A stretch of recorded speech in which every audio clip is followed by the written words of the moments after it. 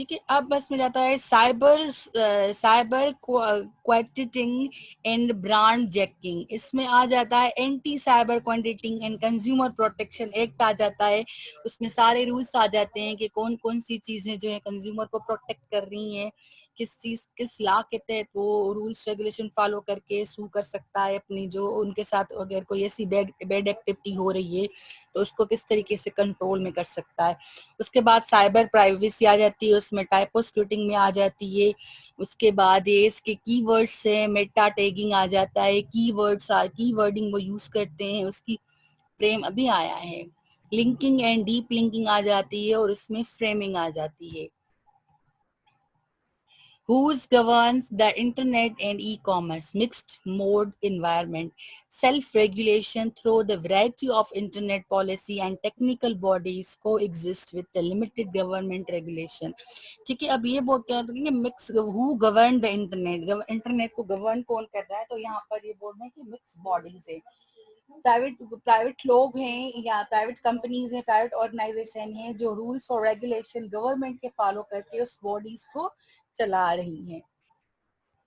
I can in ये domain है एक नेम सिस्टम का। Internet can be easily controlled, monitored and regulated from a central location.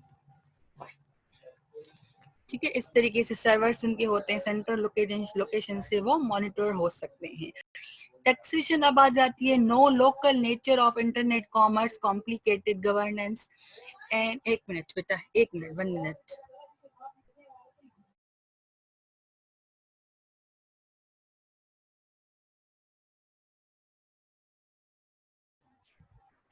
Yes, I'm back. Non-local nature of internet commerce, complicated governance and digestion issues, sale tax। अब ये जाहिर की बात है ये गवर्नमेंट ही लगाती है, जिस कंट्री की भी होगी वो गवर्नमेंट लगाती है। ये तो आई थिंक आप लोगों को पता होगा कि जो टैक्सेस वगैरह होते हैं वो हमारी गवर्नमेंट के रेवेन्यूज होते हैं। तो चाहे वो इंटरनेट के बिजनेस पे हो या किसी भी बिजनेस पे हो, लेती वो गवर्नमेंट ही है, बस उसकी पॉलिसीज डिफरेंट डिफरेंट बनी हुई होती है। मोटर डिटेलिंग टैक्स सब्सिडाइज, उसके बाद ई कॉमर्स टैक्स सब्सिडाइज आ जाती है। इंटरनेट टैक्स फ्रीडम एक्ट आ जाते हैं। इनके तहत वो रूल्स रेगुलेशन फिट करती है कि किस चीज पे कितनी लिमिट तक क्या टैक्स लेना है, जो सिंपली आपका नॉर्मली होता है। उसके बाद आ जाते हैं हम इस पे, give the nature internet sale tax battle, give the nature of internet, should sale tax be based on the location of the consumer rather than the seller? What are the different approaches Amazon has take with the respect sale taxes? Are the brick and click retailer. ठीक है, ये जो है ना cell and bye वाले जो retailers होते हैं ना, कम प्राइस में खरीद लिया, ज्यादा प्राइस में बेच लिया, थोड़ा सा प्रॉफिट रखे, उस चीज की बात कर रहा है। Disadvantages by the local cell and tax law, उसका डिसएडवांटेजेस क्या है, मतलब ये बोल रहा है कि क्या ब्रिक एंड क्लिक रिटेलर जो है डिसएडवांटेज हैं by the local sale tax law के तहत या नहीं। All internet activities charge the same rate regardless the bandwidth used. Netflix and YouTube together consume about 50% of bandwidth in United States. ठीक है, अब अभी हम पाकिस्तान में भी बहुत कॉमन हो गया है नेटफ्लिक्स, लेकिन ये बाहर की बात कर रहा है कि ये दोनों यूट्यूब और नेटफ्लिक्स टुगेदर कंज्यूम करते हैं 50% of bandwidth in United state. आपने ये देखा होगा कि अगर कोई चीज नेटफ्लिक्स पे लॉन्च हो रही होती है तो उसके एड यूट्यूब पे आते हैं। Period to February 2015, ISP's cloud throttle high volume user. February 2015, FCC ruled that the broadband services providers should be viewed and regulated as public utilities. Large carriers preparing challenges to ruling. अब आ जाती है public safety and welfare, protection of children and strong sentiments against pornography. ठीक है, passing a logistic that will a survey called challenge has provide difficult, ये just children पे नहीं, सब पे, मतलब यहाँ पर हमारे कंट्री में तो पोर्नोग्राफी पे बैन लगा हुआ है। अगर कोई प्रॉक्सी में चला रहा है तो वो अलग बात है, लेकिन हमारे पास ये चीजें सारी बैन है। efforts to control gambling and restrict sale and drugs of cigarette, ठीक है। अब ये है efforts कर रहे हैं ये किस चीज को कंट्रोल करने में, पब्लिक की सेफ्टी है ना, ये गैम्बलिंग को रिस्ट्रिक्ट कर रहे हैं, सेल ड्रग्स जो है कॉमनली आप खुलेआम सेल्स उस पर रिस्ट्रिक्शन है, सिगरेट्स वगैरह इन पे रिस्ट्रिक्शन है। आप देखेंगे कि सिगरेट भले आप लीगल हो यहाँ पर सेल करना, लेकिन आप वहाँ पर जो है ना ये जो हेल्थ अथॉरिटी है, WHO वालों की हेल्थ अथॉरिटी, उनके तरफ वो लिखा नहीं होता सिगरेट सेहत के लिए हार्मफुल हैं और ये कैंसर का बायस बन रहे हैं। आप देखें कि गंदा सा मुंह बना हुआ होता है सिगरेट्स के पैकेट्स पे। ये सिगरेट की कंपनी खुद थोड़ी बनाती है, ये हेल्थ वाले बनाते हैं, हेल्थ डिपार्टमेंट जो वजारत सेहत हुकूमत पाकिस्तान, ये वाला एड आपने सुना होगा सिगरेट के एड के एंड में। तो ये क्या है कि ये उस चीज को आपको अलर्ट कर रहे हैं कि ये चीज गलत है, आपकी हेल्थ के लिए सही नहीं है, आप ना लें। लेकिन जब वो बंदों को लत लग जाती है तो फिर वो नहीं देखते कि हमारे लिए हार्मफुल है या नहीं है। Currently mostly regulate by state law unlawful internet gambling enforcement act. फिर ये अगर हम ई कॉमर्स की बात करें तो फिर ये इंटरनेट के थ्रू जो ड्रग्स आप लोग ले रहे होते हो या जो गैम्बलिंग आप लोग कर रहे होते हो, इन्फोर्समेंट वो उनके लिए ये एक्ट बने हुए हैं जो इंटरनेट पे इन चीजों को क्या करते हैं, बाउंड करते हैं या रिस्ट्रिक्ट करते हैं। नाउ द अच्छा, ये ड्रग बाजार ऐप देखी है आपने, वेबसाइट जो है? No ma'am. अच्छा, एक पाकिस्तान में भी थी ना वो जो है बेटा, ड्रग्स का मतलब है आपकी मेडिसिन जो है, ठीक है। यहाँ पर उस चीज मैम की बात इसके लिए एक और है, वो वेबसाइट है, वो इजी पैसा के ऊपर बताते हैं, उसका नाम कुछ अलग है। हाँ, वहां से पाकिस्तान हम की है ऑनलाइन वो। जो है ना हाँ हाँ, मेडिसिन मेडिसिन मेडिसिन मैं परचेज उसी करते की बात कर रही हूँ। ये तो ड्रग बाजार अलग है, ये तो उस पे चल रही है, यूरोपियन कंट्रीज में चल रही है। हमारे पास पाकिस्तान में भी कुछ टाइम पहले ये मैंने टीवी पे देखा था, अभी न्यू नहीं हैं। बनी, अच्छा। इसको 5-6 साल हो गए हैं। तो जो है उसका नाम मैं एग्जैक्ट भूल गई हूँ, वो मैं मुझे याद आ जाएगा तो मैं आपको बताऊंगी। तो पाकिस्तान में वो चीज वर्क कर रही है। तो वो क्या है, एक अथेंटिक वेबसाइट है, उस रूल्स रेगुलेशन के तहत वो क्या करती है, अपनी जो ड्रग्स वगैरह सेल कर रही होती है तो वो मतलब एक लीगल वे में कर रही होती है, ठीक है। अब यहाँ पर देखें क्वेश्चंस में क्या कर रहे हैं, अब आप इस ड्रग बाजार को के क्वेश्चंस को अपनी पाकिस्तान की वेबसाइट को माइंड में रख के इसके आंसर कीजिएगा। What's wrong with the buying prescription drugs online, especially if the prices are low? What are the risks and benefits of online pharmacies? Should online pharmacies require a physician prescription? How do online pharmacies challenge their traditional business model of pharmacies and drugs firms? What are the challenges in regulating online pharmacies? Who benefit and who losses from online pharmacies? Simply ये बात है कि normally अगर आप medical store से जाएं और दवाइयां लें तो आपको ऐसे ही कोई भी दवाई जो आपकी हेल्थ के लिए हार्मफुल हो वो आपको नहीं देते। तो यहाँ पर कह रहे हैं कि क्या यहाँ पर जो ऑनलाइन सिस्टम है, जो ऑनलाइन ड्रग बाजार है जहाँ पर आपको मेडिसिन मिल रही हैं, तो क्या वो स्पेशली उनकी प्राइजेस आर लो हैं, उनकी जो प्रिस्क्रिप्शन ऑफ ड्रग्स हैं specially if they prices are low. दूसरी बात है कि what are the risk benefit of the online pharmacy, उसका रिस्क बेनिफिट क्या है ये आप बताएं।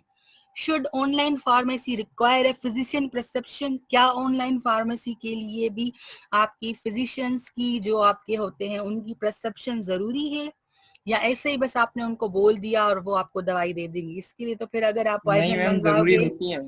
हाँ अगर तो मतलब जरूरी ये होती है। क्वेश्चंस कर रहे हैं आपसे कि अगर ऑनलाइन अगर आप दवाइयां मंगवा रहे हो तो फिर तो आपको ऐसे ही जो है कोई भी दवाई मंगवा लो नशे की किसी चीज की, वो आपको ऐसे ही नहीं देंगे, तो प्रिस्क्रिप्शन उनके लिए जरूरी होती है। How do online pharmacy challenge the traditional business model pharmacy and drug firms?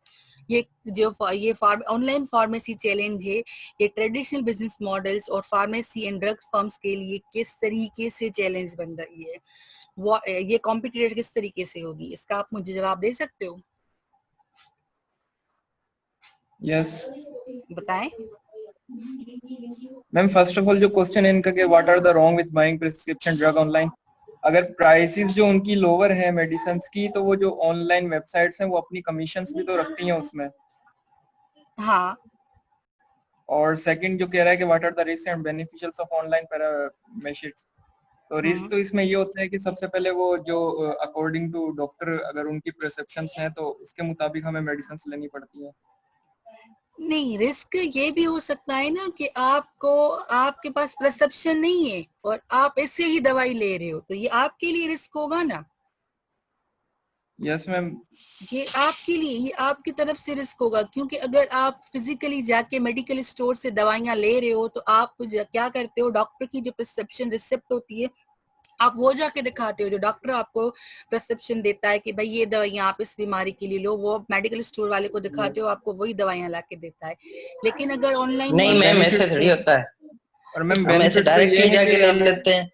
बेटा वो डायरेक्ट आपको नॉर्मल दवाइयां दे देगा। अगर कोई ऐसी खतरनाक दवाई होती है जैसे नींद की दवाइयां हो गई या काफी दवाइयां ऐसी, वो भी ऐसे ही ले लेते हैं मैम। नहीं फिर नहीं वो ब्लैक कुछ पे, स्टोर फिर वो देते हैं, कुछ नहीं, नहीं देते। फिर वो जो है ना जैसे ब्लैक स्लीपिंग पे, टेबलेट्स हैं हर कोई नहीं देता ऐसे। हाँ नहीं देते। क्यों? क्योंकि वो क्राइम है। अगर आप किसी बच्चे को, फॉर एग्जाम्पल कोई छोटा बच्चा है और वो आपसे नींद की दवाइयां ले रहा है, स्लीपिंग पिल्स ले रहा है, तो आपको उसको बिना प्रिस्क्रिप्शन के डॉक्टर के नहीं देनी। अगर आप दे रहे क्या हो, पता मैम घर वालों ने मंगाया हो उनके, तो घर वाले मंगवा रहे हैं तो घर वाले तो पेपर देंगे ना, डॉक्टर की प्रिस्क्रिप्शन देंगे ना, वो भाई लेके जाओ डॉक्टर ने दी है, वो क्यों ऐसे ही बच्चे को भेजेंगे बेटा आप जाओ और जाके लेके आओ।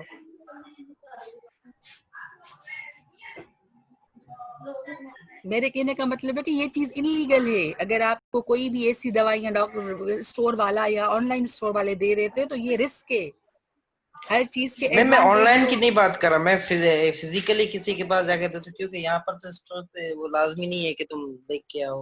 उत्तम आप अपनी बात नहीं करें ना, आप तो काम कर रहे हो ना मेडिकल में। मैडम ये उते ही वठनो डॉक्टर गुलवार के स्टोर ते इन जे करे। हाँ ने ही तकाब दवा खणी ईंदो। Yes madam.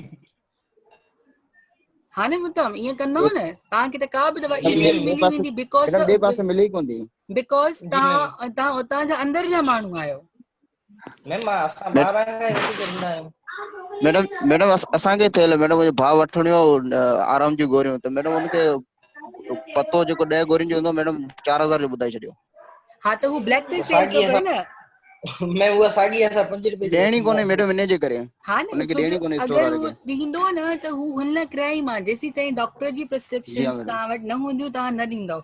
अगर को ॾिए थो त ब्लैक ते थो ॾिए त पोइ उहो उनजो पाण ज़िम्मेदार आहे। तव्हां ख़बर आहे इन ॻाल्हि ते उन्हनि जो लाइसेंस हूंदो आहे न मेडिकल स्टोर वारनि जो, उहो बि कैंसिल थी सघे थो इन्हनि शयुनि ते। ईअं छो जो ही तव्हां अॻिले जी हेल्थ सां कीअं था खेॾी सघो। इहे मसइला ईअं थींदा आहिनि। How online pharmacy challenges the traditional business model and pharmacy and drug firms? हाणे इन जो जवाब दियो।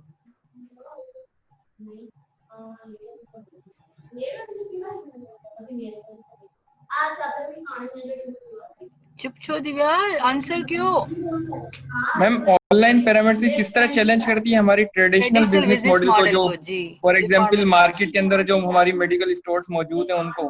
हाँ बिल्कुल, उनको इस तरह करती हैं कि अगर मैम अगर ऑनलाइन परचेज कर रहे हैं तो हम वहां जा नहीं रहे मार्केट में, और उनकी जो मार्केटिंग है वो लो हो रही है, वो डाउन हो रही है। बिल्कुल। तो बाकी सब चुप क्यों हो गए? इस क्वेश्चन में क्या इतना मुश्किल था? मैंने तो आपको पहले ही कह दिया। हम क्वेश्चन समझ रहे थे।